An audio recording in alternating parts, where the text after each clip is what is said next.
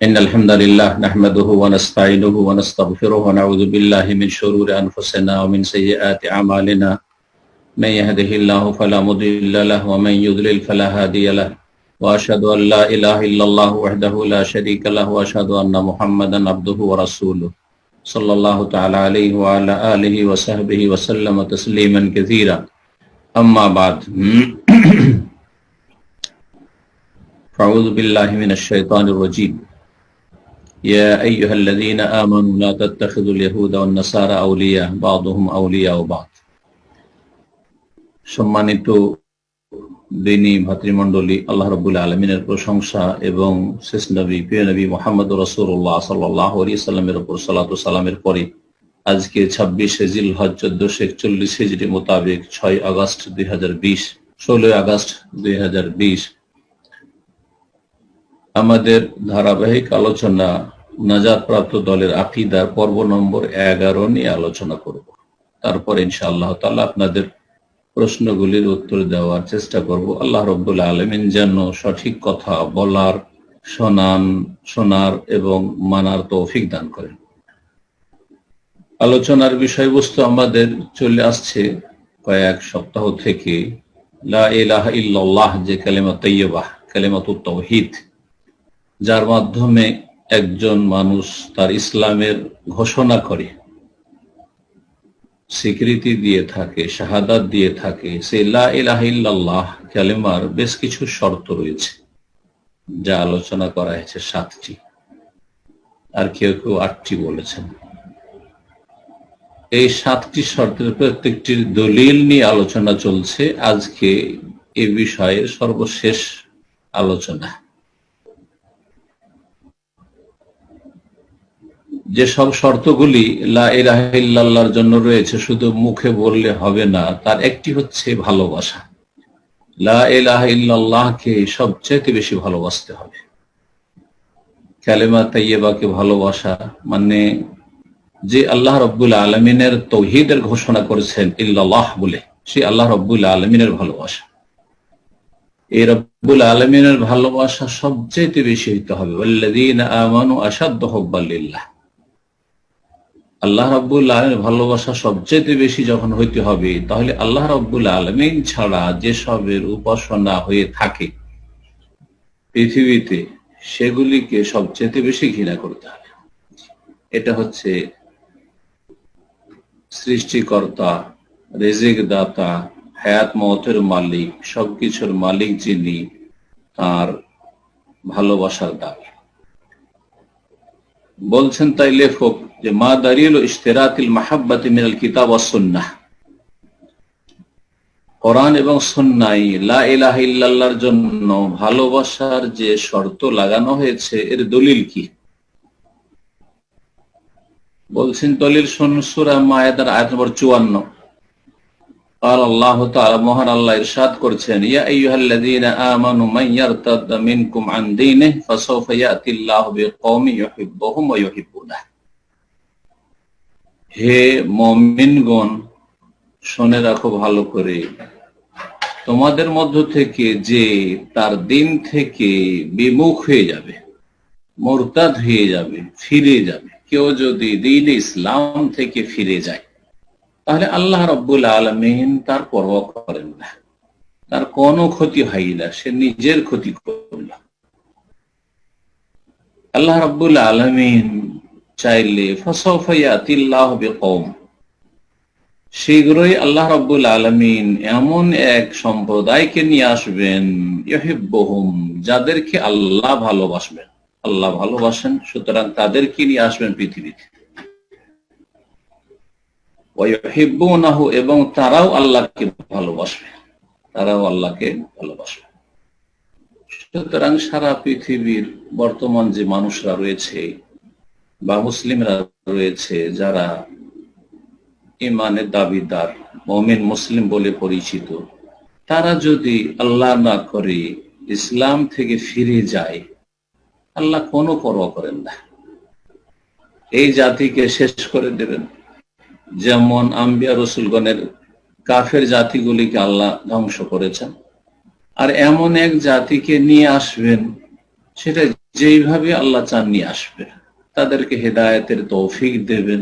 আজকে দেখেন বহু অমুসলিম ঘরানা থেকে হেদায়েত হচ্ছে, পুরা এলাকা খুঁজে একজন মুসলিম পাওয়া যাবে না, সেখানে লা ইলাহা ইল্লাল্লাহ তার অন্তরে আল্লাহ দিয়ে দিচ্ছেন। এমন এক জাতিকে আল্লাহ রাব্বুল আলামিন মুমিন মুসলিম করে নিয়ে আসবেন সত্যিকার অর্থে, যাদেরকে আল্লাহ ভালোবাসবেন এবং তারাও আল্লাহকে ভালোবাসবে। নবী করিম সাল্লাল্লাহু আলাইহি সাল্লামের হাদিস, আরেকটি দলিল হাদিস থেকে বলছেন তিনি, সালাসুম মান কুন্না ফি, তিনটি বৈশিষ্ট্য যদি কারো ভিতরে থাকে, ওয়াজাদা বিহিন্না হালাওয়াতাল ঈমান, তাহলে সেই তিনটি বৈশিষ্ট্যের বদৌলতে, তিনটি বৈশিষ্ট্যের মাধ্যমে সে ঈমানের স্বাদ পাবে।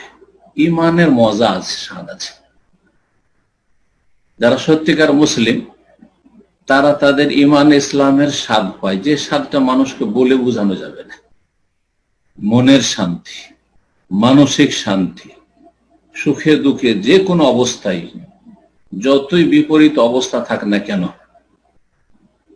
যে জান্নাত একজন দিনদার মুসলিম অন্তরে নিয়ে জীবন যাপন করে, যতই বালা মুসিবতের পাহাড় হোক না কেন, সেটা থেকে বড় বড় রাজা ধীরাজা আর বড় ধনকুপেরা বঞ্চিত হয়ে গেছে, যদি তারা ধন সম্পদ এবং নেতৃত্বের সাথে কুফরির অবস্থায় থাকে, পাপে ডুবে থাকে। তিনটি বৈশিষ্ট্য এমন আছে যদি কারো মধ্যে থাকে, তাহলে সে হালাওয়াতুল ঈমান, ঈমানের একটা মিষ্টি স্বাদ আছে। এই হালাওয়া থেকে আমরা হালুয়া বলি, আরবি শব্দ হালুয়া শব্দটি। ঈমানের সুস্বাদ যে রয়েছে সেটা পাবে। প্রথম বৈশিষ্ট্য হচ্ছে আইয়াকুন আল্লাহু ওয়া রাসূলুহু আহাব্বা ইলাইহি মিম্মা সিওয়াহুমা, আল্লাহ রাব্বুল আলামিন এবং তার রাসূল সাল্লাল্লাহু আলাইহি সাল্লাম সেই ব্যক্তির কাছে যে ঈমানের স্বাদ পেতে চায়, তার কাছে আল্লাহ এবং তার রাসূল সাল্লাল্লাহু আলাইহি সাল্লাম ছাড়া পৃথিবীতে যে কেউ আছে আর যা কিছু আছে, সমস্ত কিছুর চাইতে সবচেয়ে বেশি ভালোবাসার পাত্র হবেন আল্লাহ রাব্বুল আলামিন এবং তার রাসূল সাল্লাল্লাহু আলাইহি সাল্লাম। যেই ব্যক্তি সবচেয়ে বেশি আল্লাহকে ভালোবাসতে পারবে, তারপরে সবচেয়ে বেশি রাসূলুল্লাহ সাল্লাল্লাহু আলাইহি সাল্লামকে ভালোবাসতে পারবে, সেই ব্যক্তি ঈমানের স্বাদ পাবে। পৃথিবীর কোনো কিছুই আল্লাহর সামনে, আল্লাহ রাসূল সাল্লাল্লাহু আলাইহি সাল্লামের সামনে, আল্লাহর দ্বীনের সামনে তার কাছে টিকতে পারে না। না স্ত্রী, না ছেলে মেয়ে, না বাপ মা, না বংশধর, না ধন সম্পদ, না নেতৃত্ব, না ক্ষমতা, কোনো কিছু না, কোনো মূল্য রাখে না আল্লাহর ভালোবাসার সামনে, রাসূলুল্লাহ সাল্লাল্লাহু আলাইহি সাল্লামের ভালোবাসার সামনে। এই গুণ যদি নিজের মধ্যে তৈরি করতে পারেন, তাহলে ঈমানের স্বাদ পাবেন। দ্বিতীয় বৈশিষ্ট্য হচ্ছে ওয়া ইউহিব্বাল মারআ লা ইউহিব্বুহু ইল্লা লিল্লাহ, আর যে কোনো ব্যক্তিকে ভালোবাসবেন আল্লাহর জন্য ভালোবাসবেন। মানুষের সাথে ভালোবাসা, সম্প্রীতি দুনিয়ার কোনো গরজে থাকবে না, একমাত্র গরজ হচ্ছে লিল্লাহ ফিল্লাহ, আল্লাহর জন্য ভালোবাসা। আল হুব্বু ফিল্লাহ ওয়াল বুগদু ফিল্লাহ, আল্লাহর জন্য ভালোবাসা। যখন আল্লাহর জন্য ভালোবাসা হবে, তাহলে এর বিপরীতটাও থাকতে হবে, যে আল্লাহর জন্যই বৈরিতা থাকবে। কাউকে যদি ভালো জানি আল্লাহর জন্য ভালো জানবো, আর কাউকে যদি মন্দ জানি, ঘৃণা করি, আল্লাহর জন্য করব। এক কথায় আমাদের সম্পর্ক সেই আরশের অধিপতি রব্বুল আলামিনের সাথে, তার সাথে যার যত বেশি মজবুত সম্পর্ক, তার সাথে আমার আপনার তত বেশি মজবুত সম্পর্ক হইতে হবে। এই জন্য আল্লাহর জন্য সবচেয়ে বেশি ভালোবাসি আমরা রাসূলুল্লাহ সাল্লাল্লাহু আলাইহি ওয়াসাল্লামকে, কারণ তার চাইতে শ্রেষ্ঠ বান্দা এবং রাসূল কেউ নেই। তারপরে এই উম্মতের সবচেয়ে বেশি ভালোবাসি প্রথম খলিফা আবু বকর সিদ্দিক রাদিয়াল্লাহু তাআলা আনহু, ওমর রাদিয়াল্লাহু তাআলা আনহু, ওসমান রাদিয়াল্লাহু তাআলা আনহু, আলী রাদিয়াল্লাহু তাআলা আনহুকে, আশরায়ে মুবাশশারা 10 জন জান্নাতের সুসংবাদ প্রাপ্ত সাহাবায়ে কেরামদেরকে, হাসান হোসেনকে, উম্মাহাতুল মুমিনিনদেরকে, সমস্ত সাহাবায়ে কেরামদেরকে, তাদেরকে সবচেয়ে বেশি ভালোবাসি। এটা হচ্ছে আমার আপনার ঈমান ইসলামের দাবি। এই বৈশিষ্ট্য, এই গুণ যদি থাকে, তাহলে আপনি আমি ঈমানের স্বাদ পাবো, আর না হলে ঈমানের স্বাদ পাবো না, পাবেন না। আজকেও যারা পৃথিবীতে, যাদেরকে চেনেন অথবা চেনেন না, জানেন না, অথবা জানেন শুনছেন কিন্তু দেখেননি কোনোদিন, শুনেছেন শুধু, ভালো মানুষ, আল্লাহর সাথে সম্পর্ক আছে ভালো, আল্লাহর তৌহিদের সাথে সম্পর্ক, রাসূল সাল্লাল্লাহু আলাইহি ওয়াসাল্লামের সুন্নাতের সাথে সম্পর্ক, সুতরাং যেখানকার হোক না কেন, যে কোনো ভাষাভাষী হোক না কেন, যে কোনো রং বর্ণের হোক না কেন, তাকে ভালোবাসে। এই গুণ থাকতে হবে। ইন্নামাল মুমিনুনা ইখওয়াহ, নিশ্চয়ই মুমিনরা পরস্পর ভাই। আর সত্যিকার মুমিন হচ্ছে মুআহিদ, তৌহিদ প্রতিষ্ঠাকারী ব্যক্তি, আর সুন্নতের পাবন ব্যক্তি, সুন্নতের অনুসারী ব্যক্তি, শিরককারী নয় ধর্মের নামে, বিদআতকারী নয় রাসূল সাল্লাল্লাহু আলাইহি ওয়াসাল্লামের আদর্শের নামে। এই হচ্ছে ভালোবাসার মাপকাঠি। তাহলে ঈমান ইসলামের স্বাদ পাবেন, 5 ওয়াক্ত সালাত পড়ে মজা পাবেন, না খেয়ে সিয়াম পালন করে মজা পাবেন, যাকাত দিয়ে সাদকা করে মজা পাবেন, হজ উমরা করে মজা পাবেন, হিজাব পর্দা করে মজা পাবেন। জি, স্বাদ লাগবে। প্রতিকূল অবস্থায় হিজাব পড়ছেন, কষ্ট পেতে হচ্ছে, জি, মানসিক কষ্ট, মানসিক যন্ত্রণা, আর তাছাড়াও সামাজিক পারিবারিক যন্ত্রণা, আরো বহু রকমের যন্ত্রণা, অনেক সময় শারীরিকভাবে নির্যাতনের শিকার হতে হচ্ছে। আলহামদুলিল্লাহ, এতে মজা পাচ্ছেন আপনি, ছাড়তে চাইছেন না সেই দিন, ছাড়তে চাইছেন না সেই নেক আমলগুলি, আপনি কোনো মতে না, যান চলে যাক, কারণ আপনি মজা পেয়েছেন। আর যে মজা পাই না, সালাত পড়ে মজা পাই না, সালাতের আগে যেমন ছিল সালাতের ভিতরেও তেমন, আর সালাত পড়ে মসজিদ থেকে বেরোলো ওই একই অবস্থা, মসজিদের বাইরেও যেমন ভিতরে তেমন একই অবস্থা, কোনো পার্থক্য নেই। সুবহানাল্লাহ, আলহামদুলিল্লাহ, ইয়া আল্লাহ বললেও যেমন আর না বললেও তেমন, কোনো মজা পাই না, স্বাদ পাই না আসলে।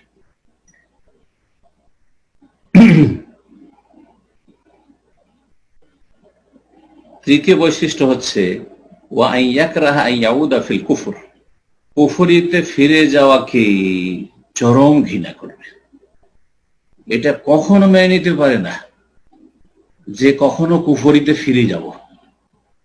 একজন মুসলিম নাস্তিক হয়ে যাবে, একজন মুসলিম বেদিন হয়ে যাবে, একজন মুসলিম মুশরিক পত্তলিক হয়ে যাবে, একজন মুসলিম ইহুদি খ্রিস্টান হয়ে যাবে, আর কিছু হয়ে যাবে। এইটা সবচেয়ে ঘৃণিত কাজ তার কাছে।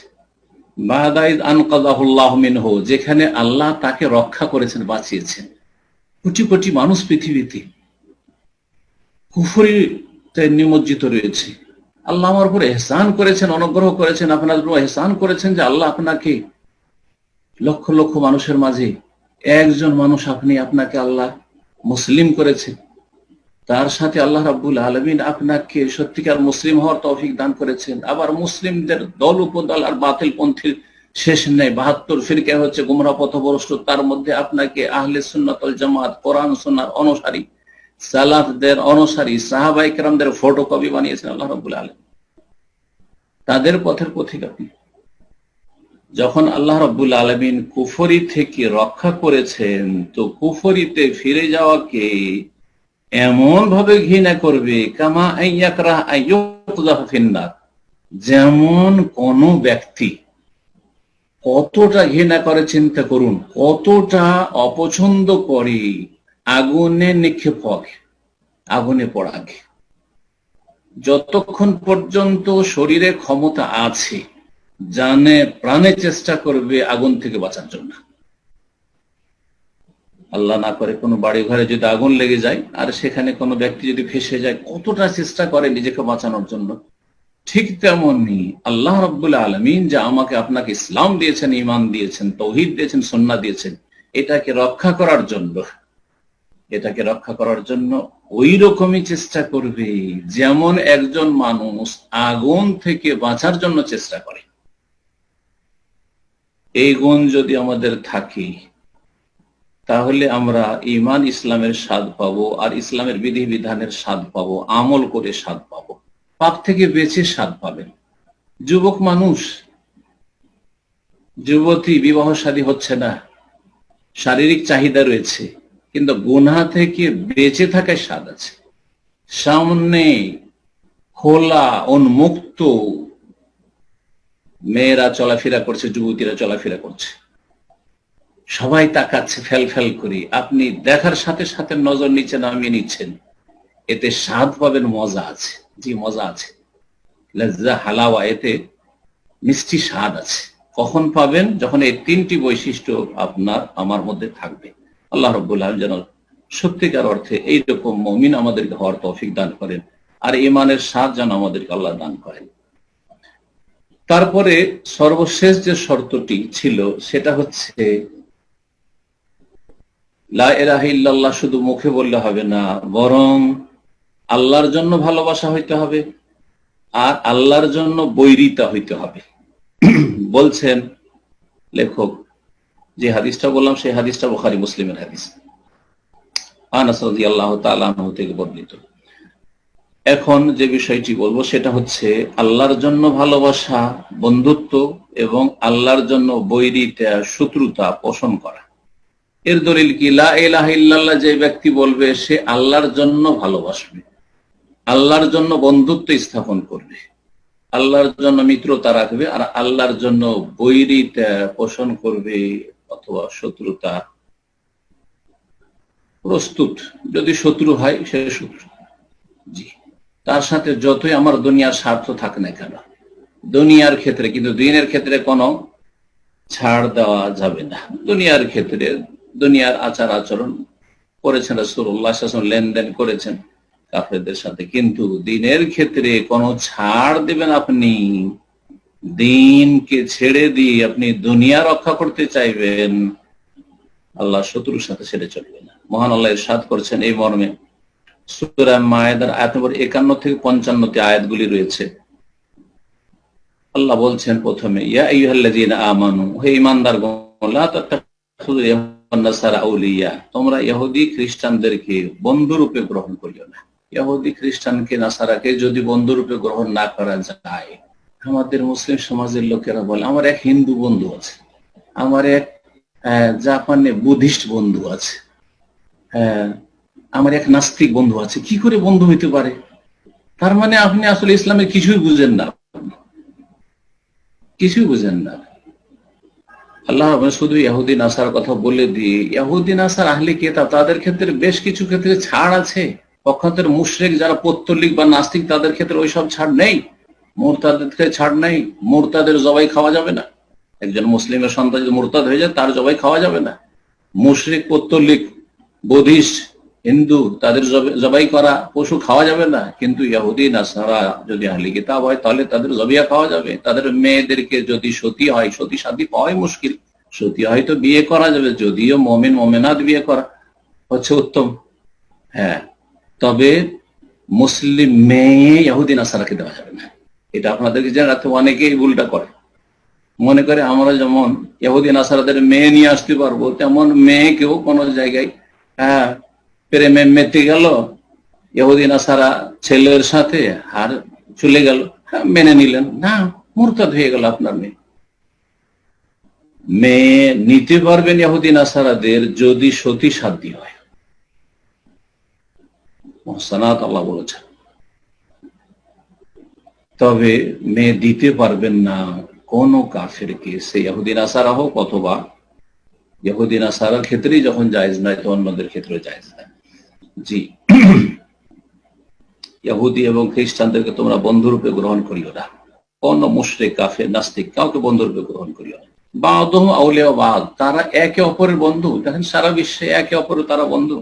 ওয়ামাইয়াতাওয়াল্লাহু মিনকুম ফাইন্নাহু মিনহুম, তোমাদের মধ্যেকার কেউ যদি তাদের সাথে মিত্রতা স্থাপন করে, মিত্রতা বন্ধুত্ব হচ্ছে কিন্তু অন্তরের সম্পর্ক, বাহ্যিক দুনিয়াবি সম্পর্ক নাই। দুনিয়ার যেমন কূটনৈতিক সম্পর্ক, এটা মিত্রতা নয়। দুনিয়ার ব্যবসা বাণিজ্যের সম্পর্ক, এটা মিত্রতা নয়। আপনি ধরেন ট্যাক্সি চালান, ট্যাক্সিতে আপনি প্যাসেঞ্জার উঠিয়েছেন, সে ভাড়া দেবে, আপনার ট্যাক্সিতে বসবে, এটা মিত্রতা নয়। এসব দুনিয়ার কারবার জায়েজ। রাসূলুল্লাহ সাল্লাল্লাহু আলাইহি ওয়াসাল্লাম ইহুদির কাছে ধার নিয়েছেন, আবার বন্ধক রেখেছেন, তাও আবার অস্ত্র বন্ধক রেখেছেন, জি, বর্ম, জি, রণক্ষেত্রে যা কাজে আসে তা বন্ধক রেখেছেন, যেটা কাফের মুসলিমের বিরুদ্ধে ইস্তেমাল করতে পারে। তাহলে বোঝা গেল যে পার্থিব বিষয়গুলিতে লেনদেন আদান প্রদান অমুসলিমদের সাথে করব, আমরা ভালো আচরণ করব, কিন্তু দিনের ক্ষেত্রে তাদের চার্চে যাবেন আপনি। ওরাকে বলবেন তোমরা মসজিদে এসো, আমরা তোমাদের চার্চে যাই। তাদের মন্দিরে যাবেন আপনি, হ্যাঁ, না না না, জায়েজ নয়। তাদের মন্দিরও চাঁদা দিবেন আপনি, মসজিদও চাঁদা দিবেন, এই জাতির মুসলিমকে আল্লাহ চান না। জি।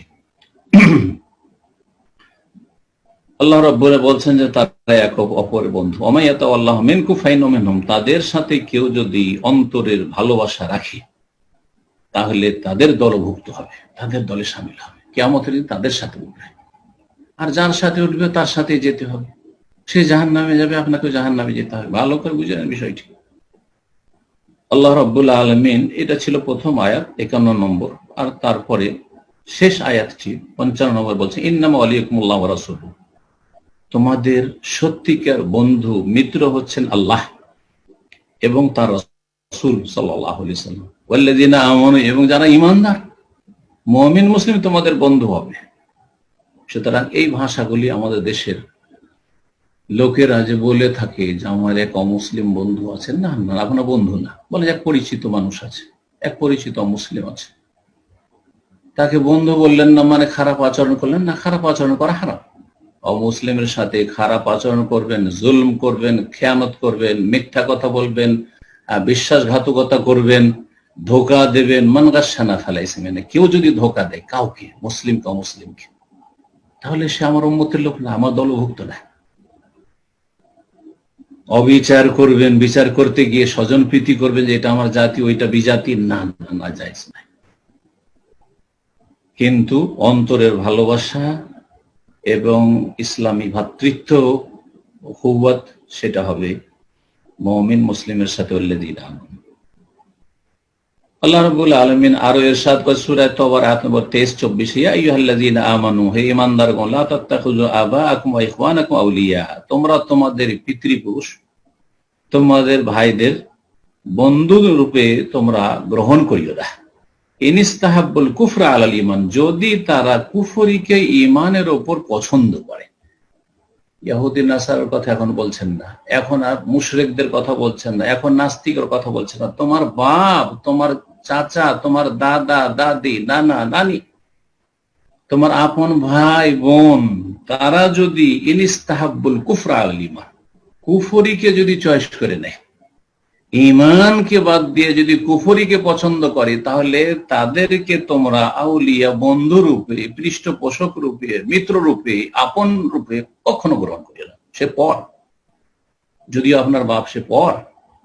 ইব্রাহিম আলাইহিস সালামের বাবা আজর পর, নূহ আলাইহিস সালামের ছেলে কাফের পর, জি, আসিয়া রাদিয়াল্লাহু তাআলা আনহার স্বামী ফিরআউন পর, আপন নয়।